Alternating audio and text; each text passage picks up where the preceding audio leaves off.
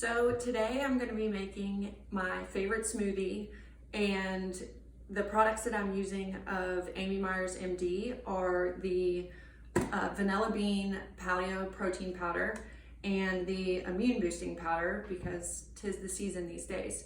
So first off, I use some frozen bananas, and there's 2 in here because I'm actually making 2 smoothies for my fiance and I.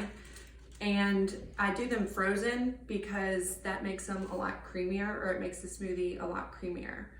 Then we add about a cup of ice cubes. There's going to be about a cup to a cup and a half of frozen blueberries. There is a scoop of the protein powder. This is the immune boosting powder.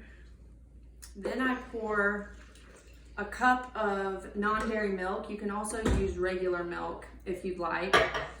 And then I do a heaping tablespoon or 2 of a nut butter.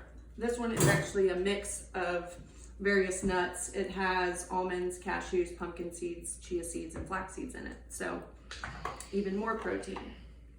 And then once it's in, you will blend it for about 45 seconds. And then once it is done blending, you are good to go. I have 2 different size cups here.